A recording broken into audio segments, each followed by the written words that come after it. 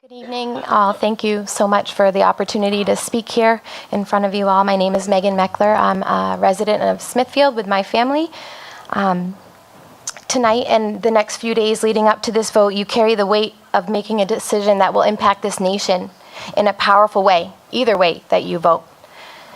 Martin Luther King Jr. once said, "There comes a time when one must take a position that is neither safe nor politic nor popular, but he must take it because conscience tells him it is right, and I am here to do just that."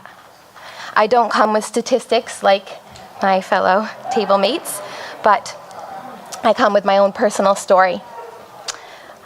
My mother got pregnant with me at 16 years old. She was a sophomore in high school. She was encouraged by many to have an abortion. She was told that it would be easier, that it would be too troublesome to have me, but something inside of her said not to. She chose to have me at 16 years old and to raise me, and for that reason I sit here speaking to you, and I'm now a mother to 6 children. I have 4 girls at home, and I have 2 in heaven. I miscarried one at 11 weeks, and I carried another to 37 weeks. It was, this May will be 3 years.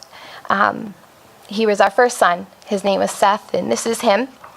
And I love him so much, and I love getting an opportunity to just share his name and share his story.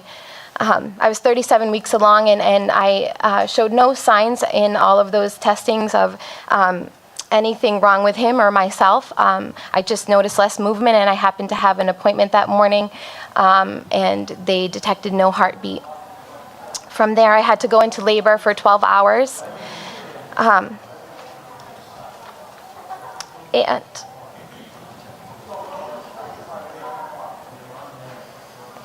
And deliver him. And I chose not to get any type of medication. I chose to naturally have him, which I didn't with my 3 previous pregnant births. Because of the pain I felt I owed that to him. And then for 12 hours after that, my family and I had 3 daughters at the time. My oldest was 8, 5, and 4, or maybe 9, 6, and 5. I can't remember, but in my close family, our parents and siblings, we had 12 hours to hold him and get him dressed, and a photographer came in and took pictures, and we cherished that time. We had such a small window to soak every ounce of who he was in before we let him go, and we truly cherish that time, and he's the reason I stand here today, because I believe he had a call in his life to be a spokesman.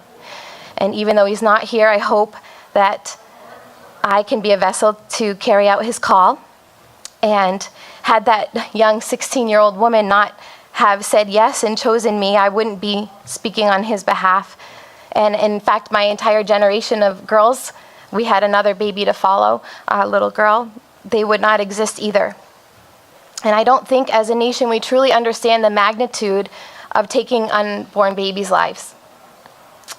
After holding my son in my arms, I can't fathom, as a state and as a nation, voting to give women the right to take another life and to end their baby's life up to full term, when I would give anything for a moment with my son.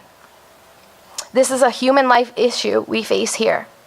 These babies are being carried by women, yes, but inside of them is a completely separate person with their own DNA, with their own fingerprints, with their own future.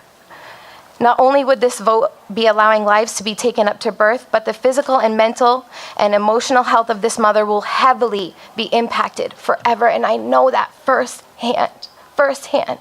Forever we're impacted. I implore you, please search deep within your hearts and recognize that these extreme, unrestricted abortion bills would be toxic to this nation. Please be bold and use your voice to vote in opposition for this bill, and for the sake of protecting the lives of the unborn, and for the sake of the future world changers and leaders of this nation. Thank you. Thank you. Any questions or comments for this witness? Thank you.